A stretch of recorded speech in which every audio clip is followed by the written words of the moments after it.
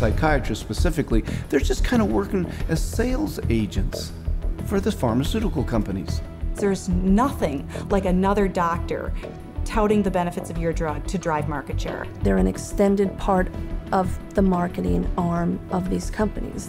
Medications play a primary role. We give drugs. Medication is a must. There's a lot of new medications. There are medications available for treating GAD. Medications to use for PTSD. Antipsychotic medications. Atypical antipsychotics. Benzodiazepines. Stimulants. Antidepressant medications. MAOIs. Amphetamines. Anticonvulsant medications. Once the medications have been balanced out, then we move on to a combination of 3 medicines. There's no absolute limit that is set for the number of medications. There are so many choices. Apparently, we're willing to try almost anything.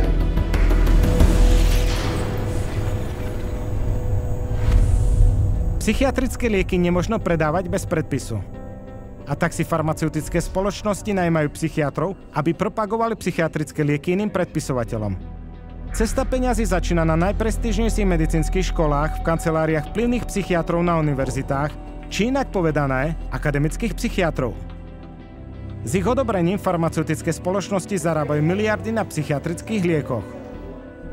There are a lot of academic psychiatrists especially who have ties to 10 or 15 or 20 different pharmaceutical companies, and so they're making a very large amount of money. Whether they're professors or whether they work at big, medical institutions, those drug companies will make sure that they've got them on the payroll somehow. They'll have this person feed this information to their other peers, but it's all being motivated through monies being funded by pharmaceutical companies. About 40% of the early stage marketing dollars for pharmaceutical companies go straight to these thought leaders, psychiatrists.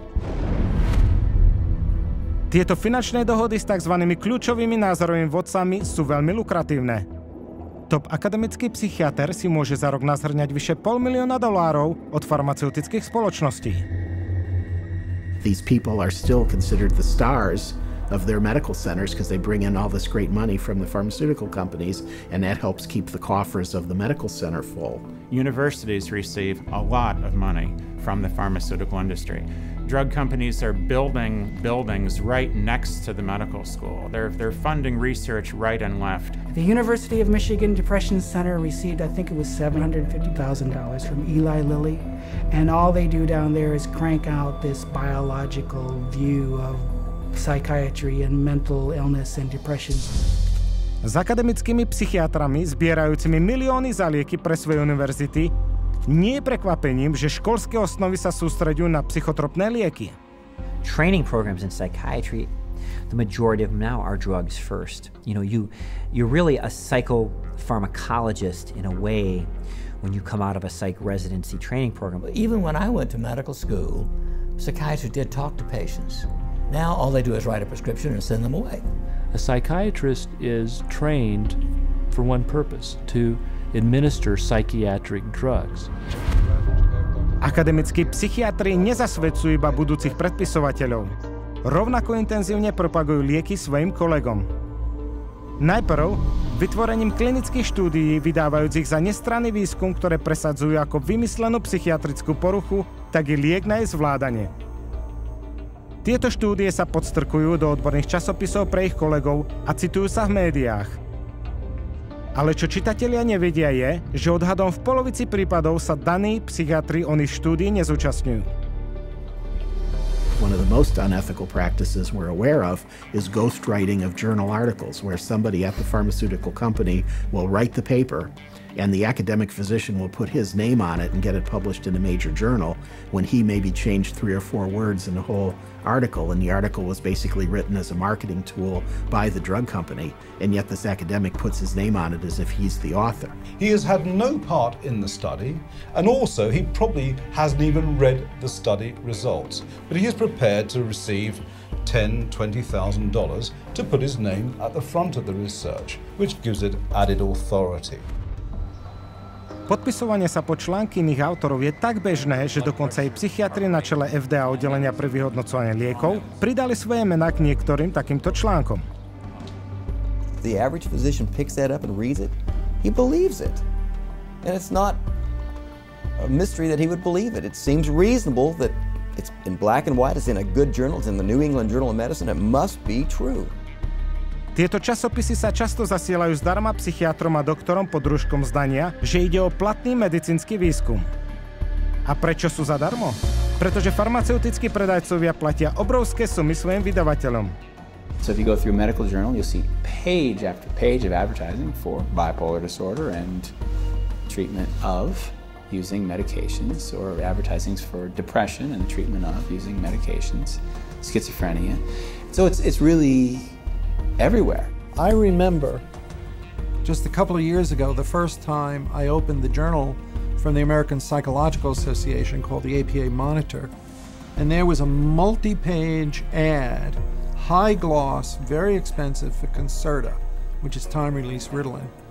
I resigned from the American Psychological Association. I wasn't going to be part of this whatsoever. It's very hard when your major source of income is advertising and advertising placement to write an article that's negative about a particular drug and expect that company to continue to buy ads in your medical journal. So that's a major issue. Ale psychiatricky kľúčoví názoroví vodcovia sa neuspokojujú len s plnením medicínskych časopisov článkami cudzích autorov. Rovnako rozšírujú svoje evanjelium psychiatrických liekov na konferenciách v rámci systému ďalšieho medicínskeho vzdelávania či CME.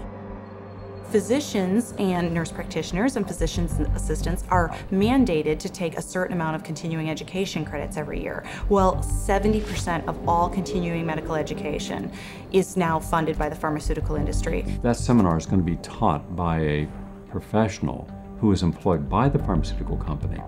The very nature of where someone is giving you your support means you are biased to that person's side. Many physicians and many psychiatrists who attend medical conferences don't know that when they go to that conference meeting that's about antidepressants, antipsychotics, and it's generally an academic psychiatrist who's speaking, they don't realize that person's probably making about $10,000 for that 1-hour speech. Ale nemusíte byť akademickým psychiatrom, aby ste si odhryzli z tohto koláča. Psychiatri predpisujúci psychotropné lieky vo veľkom sú štedro odmeňovaní farmaceutickými reprezentantami za získavanie lokálneho obchodu. Psychiatrists, especially high prescribers, are targeted and gifted extensively by the industry. Now that gifting is where you need to get specific. That was not unusual during our marketing conversations to say, well, what's our top drug writer? You know, who's the doctor that's prescribing the most of this drug? Well, you know, let's send them to the Kentucky Derby. We offered trips on some occasions to come out and hear a 2-hour talk, but it happened to be on a nice island in Hawaii. There were a lot of things that we did day in and day out to try to get the doctors to write our drugs, or in my case, to write for the psychiatric drugs. We did a lot of lunches and dinners, and we brought in speakers, and those speakers were obviously paid by us, and we would wave, renowned studies at them from renowned journals. But of course, we would never say that these studies were paid for by our company, and that it was written by a ghostwriter who was paid by our company, or that our company tends to do a ton of advertising within that particular medical journal. We would never say that. Pri vyše 300 miliónoch psychiatrických predpisov liekov ročne, psychiatri, ktorí predpisujú najviac, sú bohato odmeňovaní za otváranie nových trhov. Dostávajú o 25% viac farmaceutických peňazí než akákoľvek iná medicínska špecializácia. V jednom štáte je to v priemere vyše $45,000 pre top psychiatrov za rok. Psychiatrists get more kickback from the pharmaceutical companies than any other branch of medicine. The profession of psychiatry couldn't keep its journals afloat, couldn't keep its conferences afloat, couldn't keep its organizations afloat without money from drug companies.